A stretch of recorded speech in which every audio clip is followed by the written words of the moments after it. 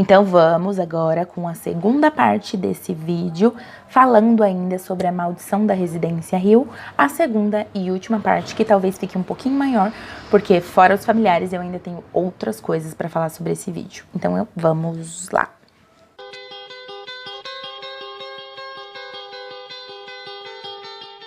Medo.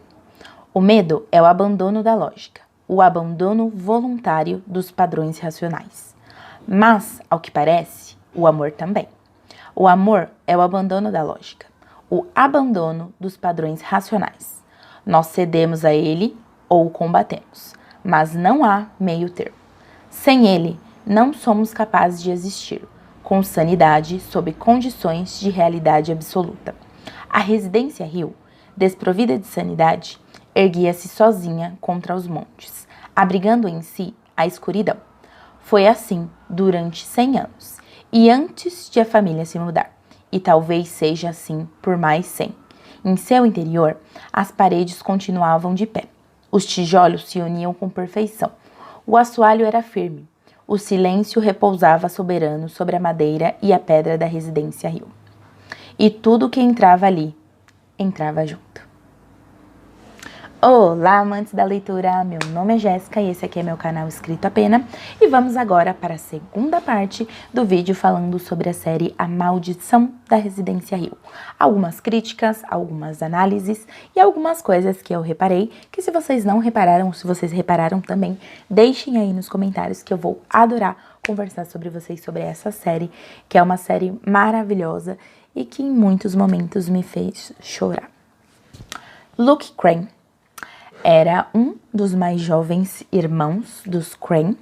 era gêmeo, mas ainda assim era mais velho do que a Eleanor Neal, e ele era o mais desacreditado de todos eles. Desde criança, desde muito pequeno, ninguém acreditava nele, ninguém acreditava que a Abigail existia, que ela não era uma amiga imaginária, que ela era uma pessoa de carne e osso. E as únicas pessoas que de fato acreditavam nas coisas que ele dizia, que não achavam que ele era uma criança com uma amiga imaginária, uma criança com uma imaginação fértil, vendo coisas onde não existiam,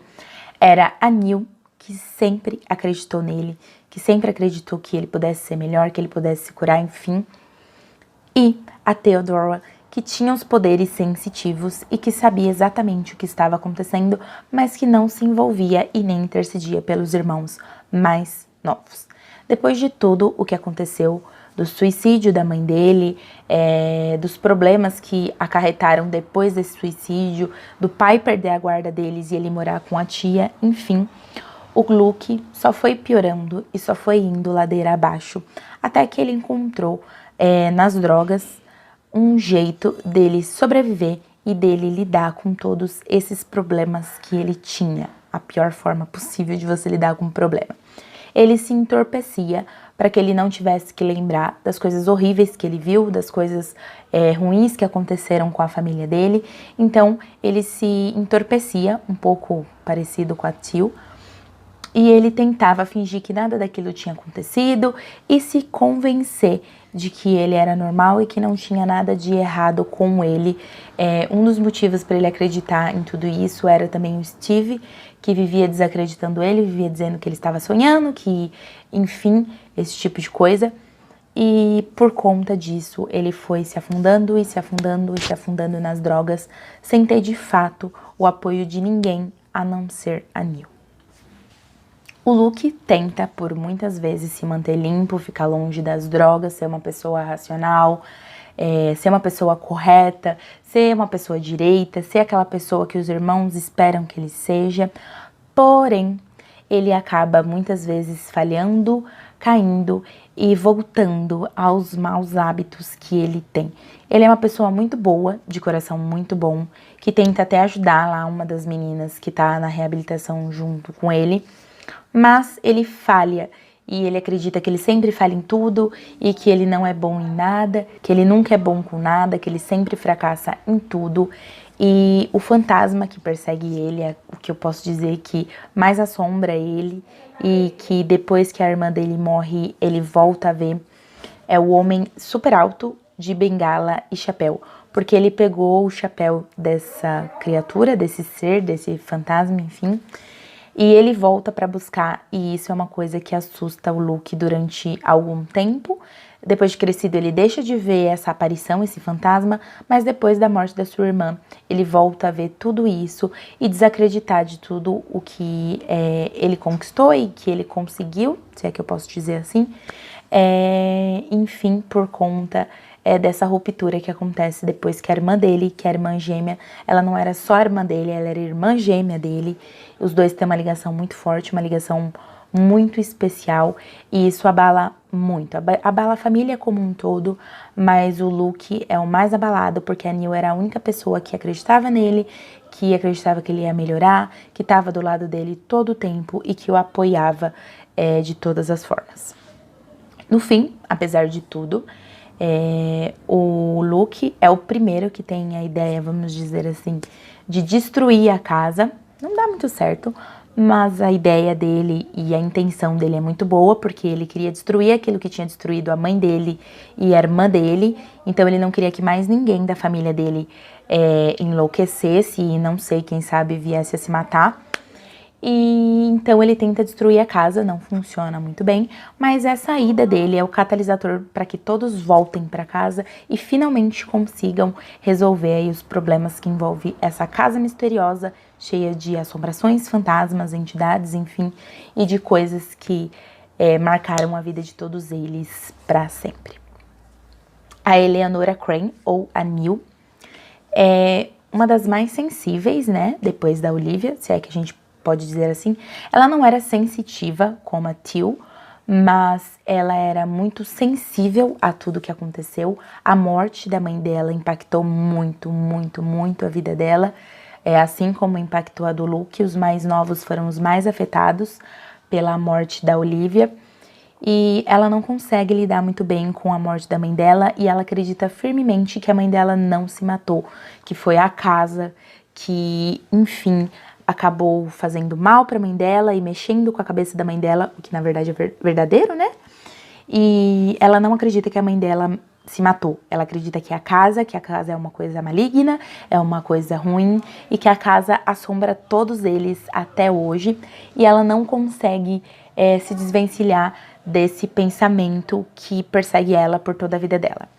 Por conta desses problemas que ela tem e por ela ter paralisia do sono, que eu vou falar um pouquinho mais pra frente, mas vamos falar um pouquinho agora. Por ela ter essa paralisia do sono, que deixa ela se sentindo que não pode fazer nada, que ela é impotente, que ela não tem poder sobre a própria vida, ela acaba criando um pavor muito grande dentro dela, e essa paralisia do sono acompanha ela da infância até ela crescer. E a única coisa que conseguiu de fato ajudar ela foi o Arthur, que na época que eles se conheceram, ele era um enfermeiro, um técnico, enfim, e ele ajudou ela com algumas técnicas que realmente existem, né, gente, não é ficção, para que ela se livrasse dessa paralisia do sono, para que ela pelo menos conseguisse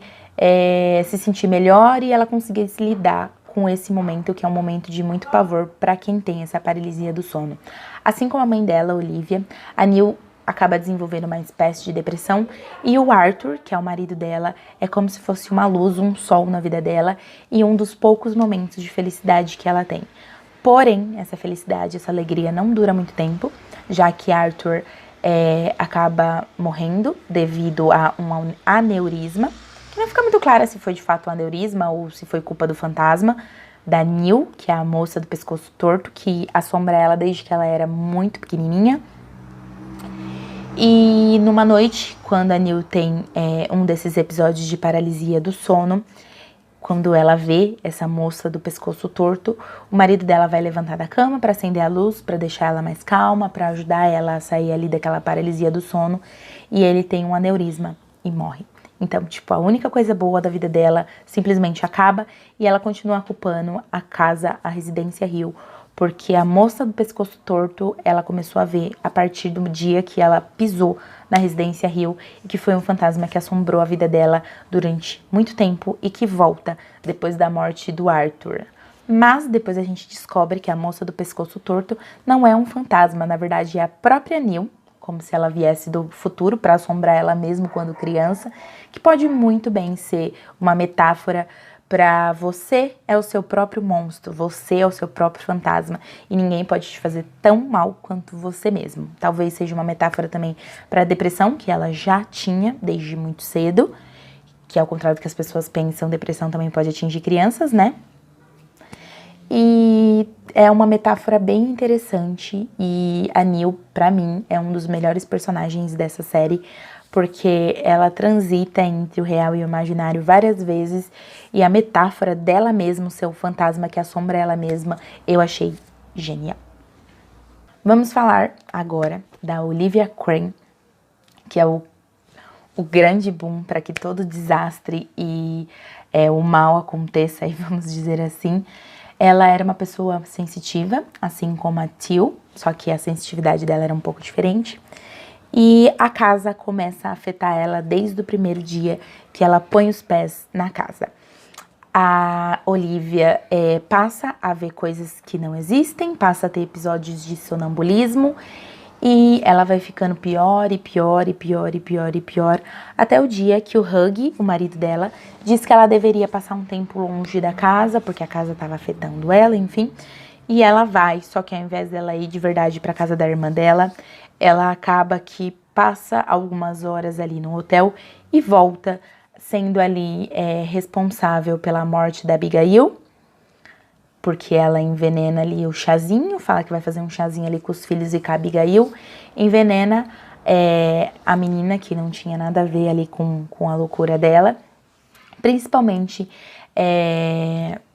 porque ela já tinha sido muito influenciada pela casa e mais ainda influenciada pela Poppy, que era um dos fantasmas oportunistas ali da casa, que ficou sussurrando ali no ouvido dela coisas como os filhos dela não estariam seguros, que os bebês dela correriam perigo no mundo, que o mundo era horrível, que o mundo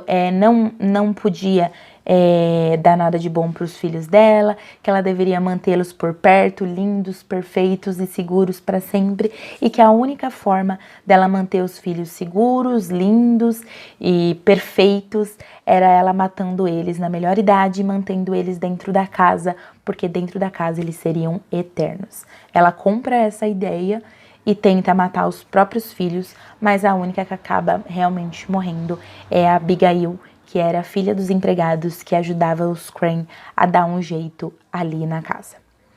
Ela viu os filhos mais velhos crescerem muito rápido e ela queria manter os bebês, os gêmeos, perto dela para todo sempre.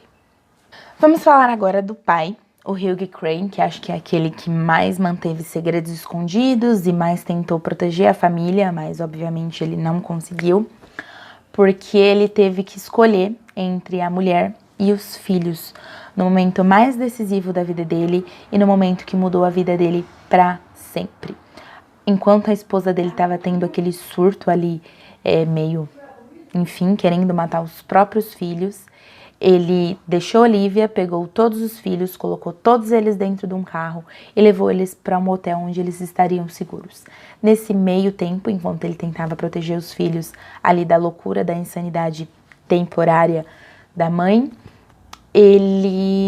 Olivia se matou e ele não pôde mais fazer nada. Porém, ele decidiu que não ia contar nada para os filhos e nada para ninguém, porque todo mundo ia achar que ele era louco, ou porque iriam querer ir ver a casa, e ele não queria que a casa fizesse mais nenhuma vítima, porque a Residência Hill coleciona pessoas e fatos e mortes e tristeza, enfim, tudo que você imaginar, e ele não queria que a casa fizesse mais nenhuma vítima. Então, ele não disse quase nada sobre o que aconteceu naquele dia, mesmo que ele tenha, mesmo que indiretamente sido culpado pela morte da esposa, ele não se defendeu, ele não disse que foi, que não foi, que deixou de acontecer, e ele nunca deixou que ninguém dissesse que a Olivia tinha se suicidado e ficado louca e tentado matar os filhos, mesmo que isso pudesse fazer com que ele fosse visto com maus olhos. Então ele protegeu a imagem que os filhos tinham da mãe maternal, gentil, doce, e não deixou que nenhum deles soubessem que nos últimos momentos a mãe tentou matar os próprios filhos pelo bem deles.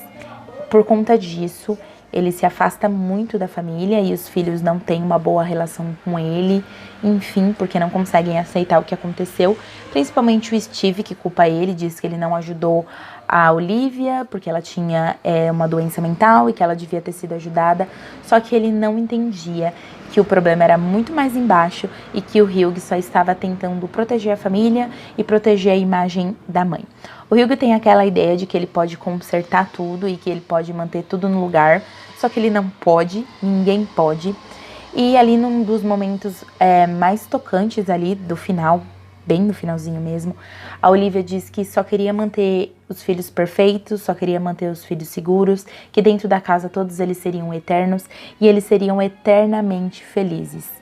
E o Hugh diz que isso não existe, que as pessoas não podem ser eternamente felizes e que faz parte da vida sofrer, faz parte da vida ter dores e que nada é perfeito, perfeição não existe e é isso que torna a vida bela, que eu acho que é uma mensagem maravilhosa aí para todo mundo que acha que a vida tem que ser perfeita, igual nas redes sociais, o que não acontece de verdade. Então, falei aí sobre os familiares, vou falar aí sobre algumas curiosidades que estão dentro da série e vou tentar abordar aí alguns assuntos que para mim são assuntos bem relevantes. Vamos falar sobre as 3 horas da madrugada, que é a hora do diabo, a hora do fantasma, enfim, que é uma hora onde as pessoas acreditam que as portas do sobrenatural se abrem e que todo tipo de criatura sobrenatural pode vagar livremente pela terra e que é um horário ali que muitas vezes eles acordam, é o horário em que a Neil morre e todos eles acordam sentindo que tem alguma coisa errada com a Neil, enfim, e é um horário onde os fantasmas ficam mais ativos e que atacam e que, enfim, ficam aí livres para fazerem o que eles quiserem. Outro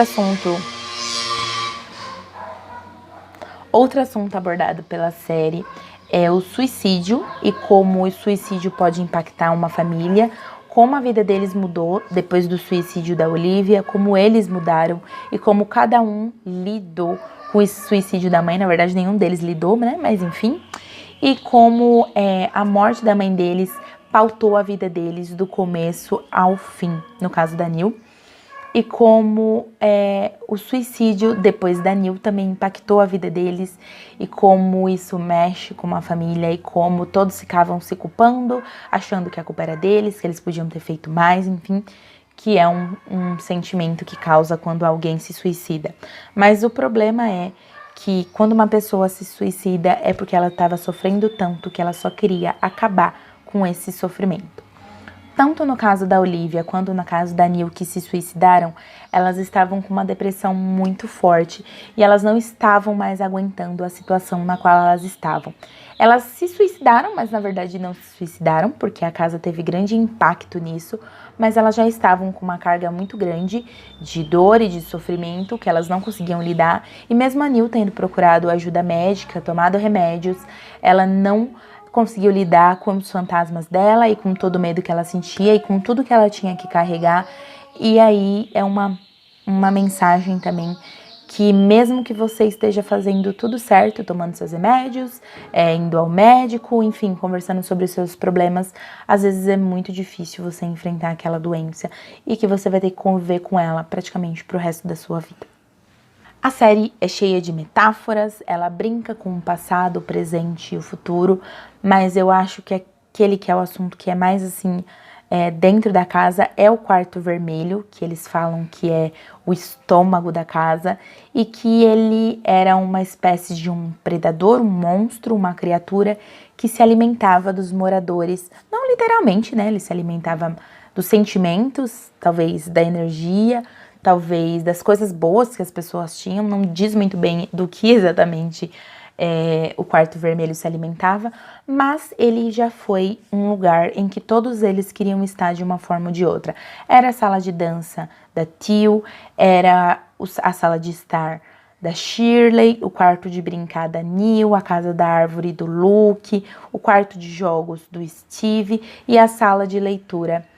da Olivia. Então, era um lugar onde eles queriam estar, um lugar onde eles passavam o seu tempo, e era um lugar onde o quarto vermelho ali se camuflava, ficava ali da forma que seria mais agradável para aquele que estaria, para que eles ficassem parados e imóveis enquanto o quarto digeria eles. Pode ser uma metáfora para 300 mil coisas, me falem aí o que vocês entenderam do quarto vermelho, mas o quarto vermelho basicamente era um predador à espreita, esperando para devorar novas vítimas. Então é isso, galerinha, esse foi o meu entendimento da série. A série é uma série que vai falar sobre família, sobre perdão, sobre dor, sobre depressão, sobre suicídio, sobre 300 mil coisas. É uma série que vai te emocionar muito, mas eu acho que a mensagem mais importante da série é família e perdão. Que a família tem que estar junta, que a família tem que sempre se unir, que o nosso momento aqui é curto, então a gente não tem que perder o nosso tempo com picuinha e com problemas que, enfim, não valem a pena, e que a família é tudo que você tem, e que perdoar é preciso, e que, enfim, passa várias mensagens muito tocantes, e pra mim, mais do que uma série de terror, A Maldição da Residência Hill é uma série sobre família, sobre fantasmas, que não necessariamente são as criaturas malignas que a gente vê por aí, que muitas vezes podem ser coisas do nosso dia a dia mesmo. Tanto que o Steve diz o tempo todo que fantasmas não são só criaturas que assombram a gente, os monstros, né, entidades, enfim. Que fantasmas podem ser culpas, arrependimento, mas que principalmente fantasmas são desejos. Então, deixo aí vocês com essa mensagem. Se vocês gostaram, se inscrevam no canal, deixem um like que me ajuda muito, compartilhem esse vídeo com os seus coleguinhas, me sigam nas redes sociais para saberem o que eu estou fazendo, o que eu estou lendo, o que está acontecendo aí na minha vida. Então é isso, galerinha. Muito obrigada. Tchau!